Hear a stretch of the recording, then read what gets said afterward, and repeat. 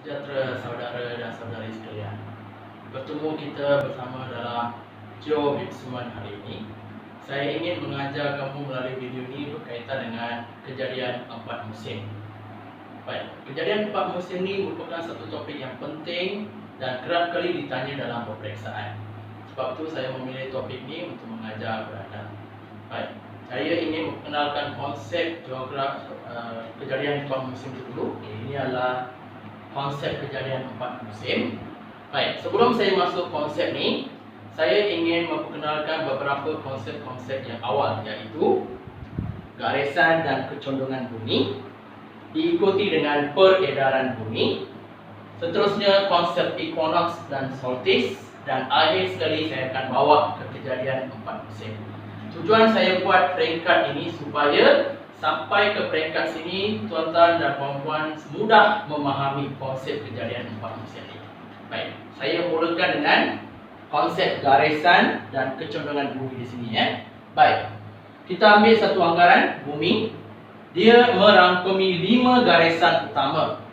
Garisan khatulistiwa iaitu 0 darjah.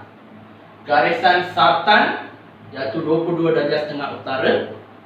Garisan arktik 66 darjah setengah utara, dan sebaliknya garisan jadi 23 darjah setengah selatan. Garisan Antartika iaitu 66 darjah setengah selatan. Di sebalik garisan ni ada 2 konsep utama. Satu, kutub utara, puncak atau tempat yang paling atas sekali di bahagian utara, dan kutub selatan, bahagian yang paling rendah di bahagian selatan. Di sebalik itu, dari kosong hingga kutub selatan dikenali sebagai hemisfera selatan, HS. Manakala dari kosong hingga kutub utara pula dikenali sebagai hemisfera utara. Baik, mengikut keadaan bumi, dia bukan tegak. Dia adalah condong atau lebih dikenali sebagai sengit. Okey, di sini saya ingin menegaskan bumi condong 23 darjah setengah dari sudut atas kosong, iaitu dia sengit. Dan melalui konsep ini saya akan terangkan keberkesanan condong bumi ini mempengaruhi kejadian 4 musim. Okay, baik, saya dah terangkan tentang garisan dan kecondongan bumi. Seterusnya kita gerak ke peredaran bumi. Baik, yang ni matahari dan bumi. Baik, mengikut konsep peredaran bumi, saya mula dengan konsep orbit 365, aphelion, perihelion dan kesan. Baik, yang ni saya akan terangkan satu persatu. Baik, pertama konsep peredaran bumi, maksud bumi mengelilingi matahari mengikut arah lawan jam. Itu yang definisi pertama Saya ulang balik. Bumi mengelilingi matahari mengikut arah lawan jam. Baik, mengikut konsep ini juga, bumi akan mengelilingi dalam bentuk orbit yang berbentuk bujur. Baik, bagaimana bumi mengekalkan kedudukannya di sini? Sebab tarikan graviti matahari lebih tinggi daripada bumi. Jadi, dia dapat mengekalkan kedudukan planet bumi ini ikut kedudukan tersebut.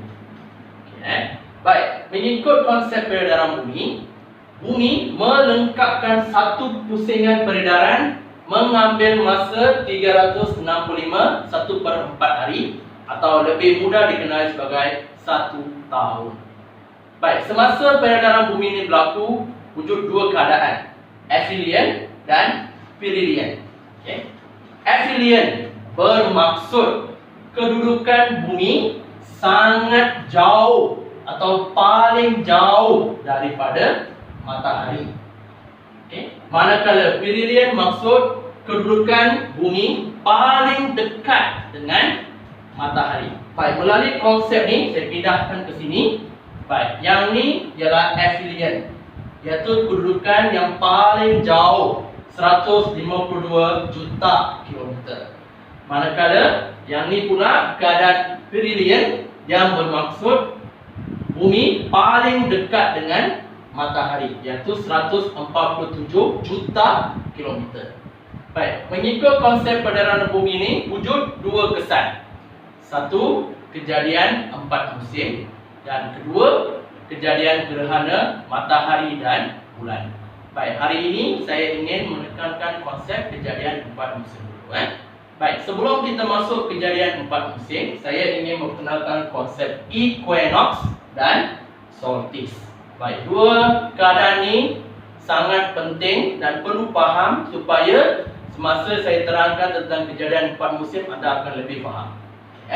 Baik, equinox dari segi definisi dia bermaksud hemisfera utara dan hemisfera selatan menerima pancaran cahaya matahari yang sama. Itu maksud equinox. Dan pada peringkat equinox ni, matahari berada pada garisan khatulistiwa. Jadi mengikut konsep yang sama juga, disebabkan pancaran cahaya matahari yang sama, maka kawasan hemisfera utara dan hemisfera selatan mengalami panjang masa atau waktu yang sama, iaitu 12 jam siang dan 12 jam malam. Sama hemisfera utara dan hemisfera selatan. Baik, sebaliknya keadaan ini di solstice berlainan pula.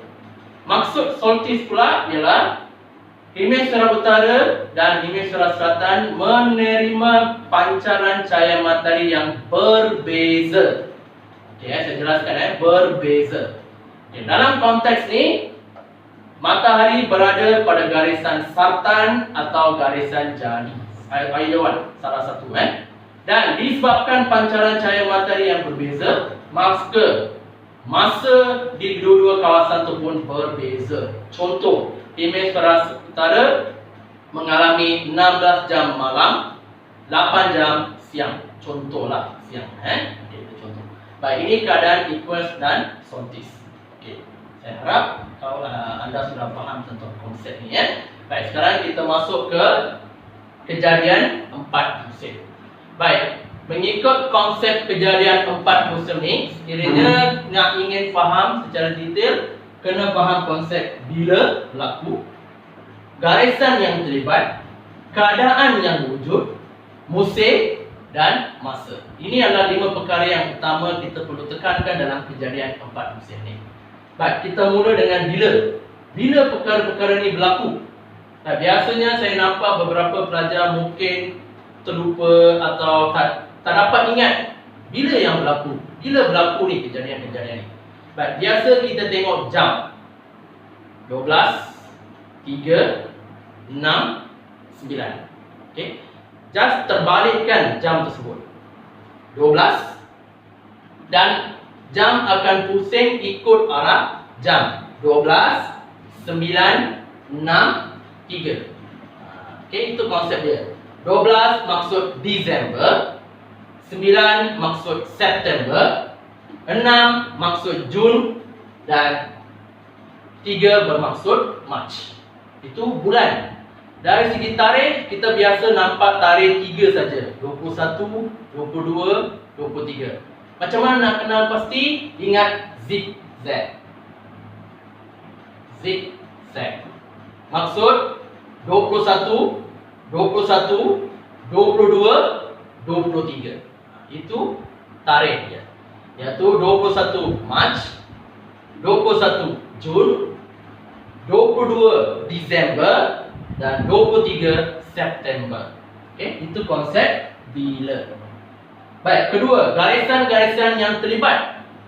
Di kawasan pertama dan ketiga ni melibatkan garisan khatulistiwa sahaja.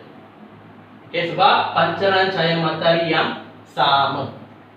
Manakala di sini nampak berbeza. Pancaran cahaya matahari kawasan di sini dengan kawasan di sini memang berbeza. Jadi keadaan ini, garisan yang terlibat sama ada garisan sartan atau garisan jari. Itu yang ketiga. Baik, perkara yang ketiga pula berkaitan dengan keadaan. Keadaan-keadaan yang wujud di sini. Baik, di nombor 1 dan nombor 3 ialah keadaan equinox. Baik, maksud equinox, definisi, ciri-ciri saya sudah terangkan tadi Dan 2 dan 4 ni melibatkan solstice. keadaan solstice. Dan yang terakhir, yang keempat, musim. Ini yang perkara yang penting, musim. Kalau nak kenal pasti musim, apa musim-musim yang terlibat dalam hal ni? Ada 4 musim. Musim bunga, musim luruh, musim panas, musim sejuk. Itu 4 musim. Kedua, hemisfera utara atau hemisfera selatan, yang mana akan terlibat? Perkara yang kedua kita nak bincangkan dalam hal ini. Baik, kita ambil yang pertama. Baik, di sini keadaan equinox. Pancaran cahaya matahari terus tepat ke permukaan bumi. Jadi ini di keadaan equinox menyebabkan kawasan ini hanya melibatkan musim bunga atau musim luruh. So dalam konteks ni, hemisfera utara akan mengalami musim bunga. Hemisfera selatan akan mengalami musim luruh. Jadi keadaan ini dikenali sebagai equinox, musim bunga.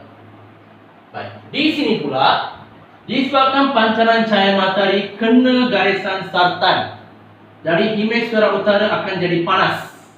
Jadi ini adalah musim panas.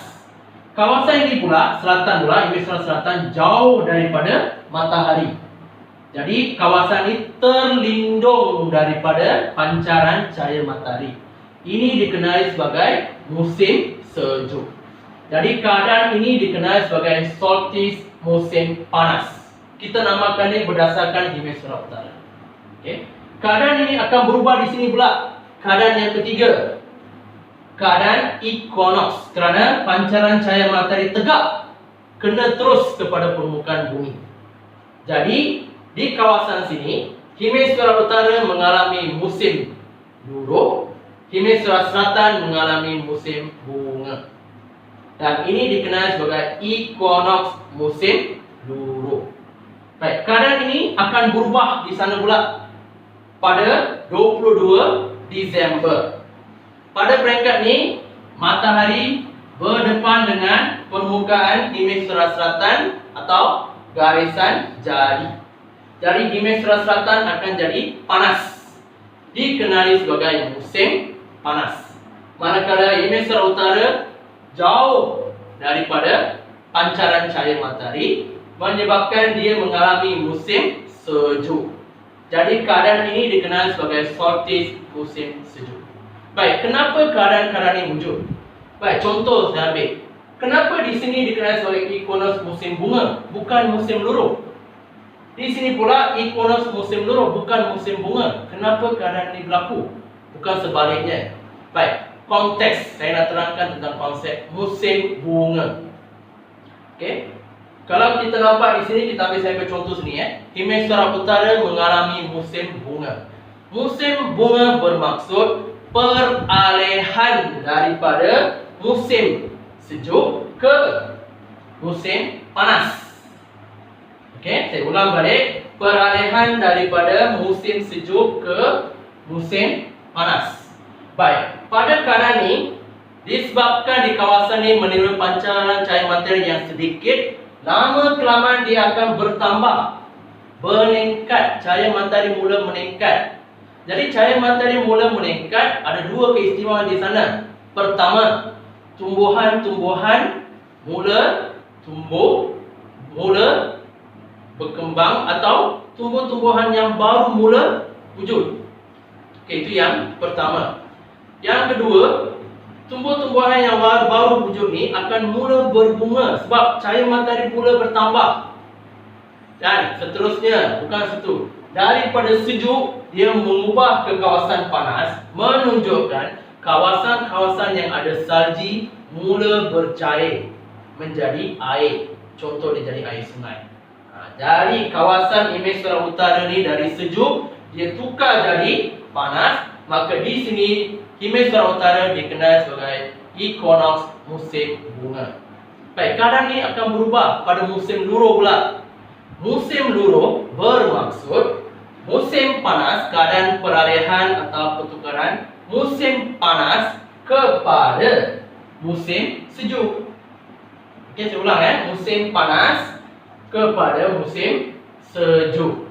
Jadi apabila keadaan panas dia tukar menjadi keadaan yang sejuk, cahaya matahari akan berkurangan.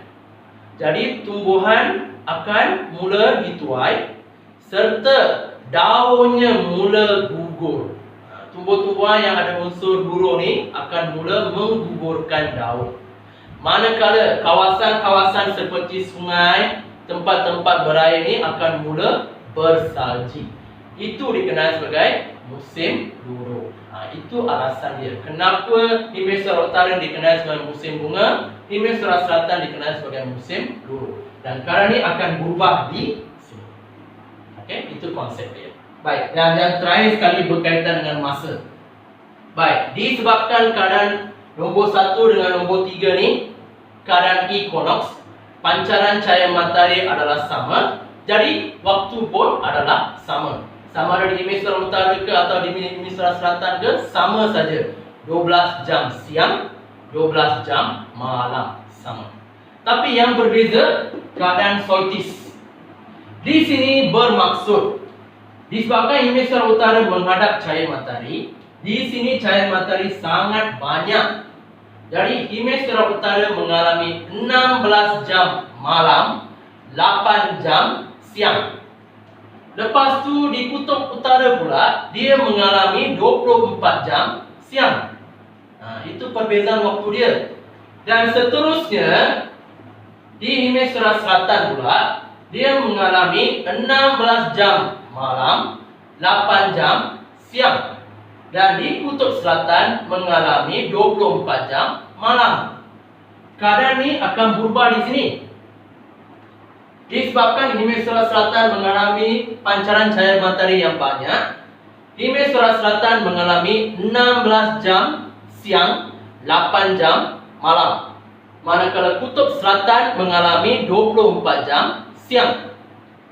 Di kutub utara pula atau Hemisfera Utara mengalami 24 jam malam, manakala Hemisfera Utara mengalami 16 jam malam, 8 jam siang. Ini konsep berkaitan dengan kejadian 4 musim. Baik, saya harap pengajaran hari ini membantu meningkatkan pemahaman anda berkaitan dengan kejadian 4 musim. Sekian.